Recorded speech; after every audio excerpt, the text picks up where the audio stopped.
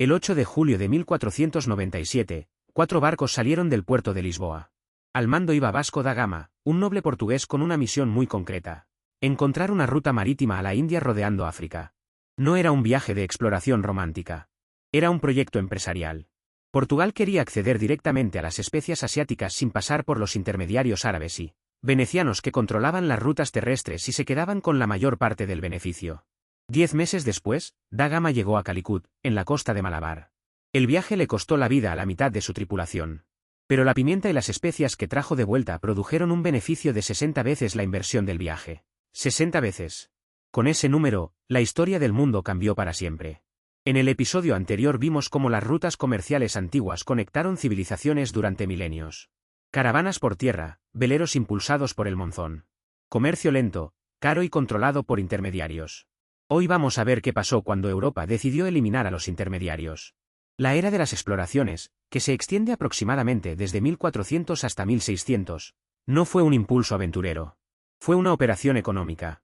Y sus consecuencias, buenas y terribles, siguen definiendo el mundo en el que vivimos. Para entender la era de las exploraciones hay que entender un hecho simple: las especias eran carísimas en Europa. Y lo eran porque pasaban por muchas manos. La pimienta crecía en la India. Llegaba a los puertos árabes del Mar Rojo. De ahí a Alejandría, controlada por los mamelucos. De ahí a Venecia, que tenía el monopolio del comercio con Oriente en el Mediterráneo. Y de Venecia al resto de Europa. Cada eslabón multiplicaba el precio.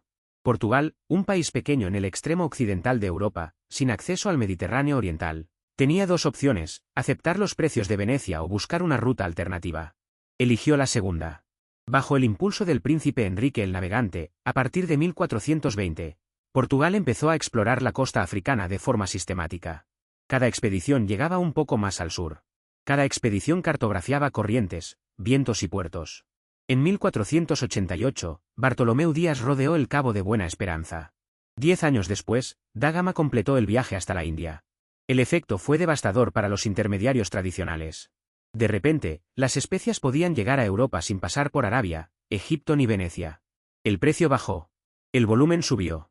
Y el centro de gravedad del comercio mundial se desplazó del Mediterráneo al Atlántico. Venecia, la superpotencia comercial del Mediterráneo, empezó su largo declive. Lisboa se convirtió en la capital de las especias. Mientras Portugal rodeaba África, España fue hacia el oeste. Colón buscaba una ruta a Asia y encontró un continente. Pero lo que realmente transformó la economía global no fue el descubrimiento de América en sí, sino lo que se encontró debajo de sus montañas.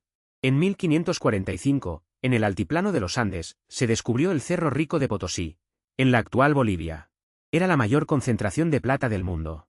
Durante el siglo XVI, Potosí produjo el 60% de toda la plata mundial.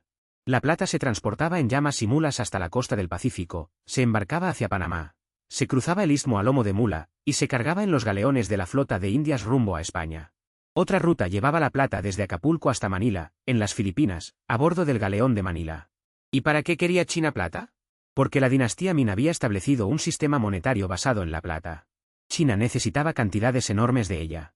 Y los españoles la tenían. Así se creó el primer circuito comercial verdaderamente global. Plata americana viajaba a China a través de Filipinas. Seda y porcelana chinas viajaban de vuelta. Especias del sudeste asiático se pagaban con plata española. Un historiador lo resumió así: la plata recorría el mundo y hacía girar al mundo. Pero la plata de Potosí tenía un precio humano atroz. El trabajo en las minas se organizaba mediante la mita, un sistema de trabajo forzado heredado del imperio inca y pervertido por los españoles.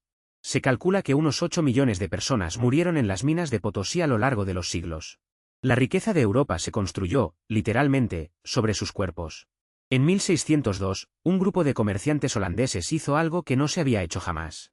Crearon la Compañía Holandesa de las Indias Orientales, la VOC por sus siglas en neerlandés. La VOC no era una empresa normal. Era la primera sociedad anónima de la historia con acciones que se podían comprar y vender públicamente. Tenía su propio ejército. Acuñaba su propia moneda. Firmaba tratados con gobiernos extranjeros. Tenía autorización de la República Holandesa para hacer la guerra y la paz en nombre de los Países Bajos en Asia. En su apogeo, la VOC empleaba a más de 50.000 personas y operaba una flota de casi 5.000 barcos. Controlaba el comercio de especias desde las Islas Molucas, un archipiélago en la actual Indonesia que era la única fuente mundial de clavo y nuez moscada. El beneficio medio anual en su edad de oro, entre 1630 y 1670, Fue de 2,1 millones de florines. Una cifra astronómica para la época. Pero el modelo de la VOC era también un modelo de violencia. Para mantener el monopolio de la nuez moscada, la compañía masacró a gran parte de la población de las Islas Banda en 1621. Para controlar los precios, quemaba cosechas enteras de especias cuando la oferta era excesiva. El beneficio justificaba cualquier medio. La VOC fue el prototipo de la corporación multinacional, una entidad capaz de operar a escala global, más poderosa que muchos estados, y cuyo único objetivo era maximizar el retorno para sus accionistas. Quebró en 1799, tras casi 2 siglos de operaciones. Pero el modelo que creó sigue con nosotros. Todas estas expediciones y empresas operaban bajo una filosofía económica concreta, el mercantilismo. El mercantilismo era la doctrina dominante en Europa entre los siglos XVI y XVIII. Su idea central era sencilla: la riqueza del mundo es finita.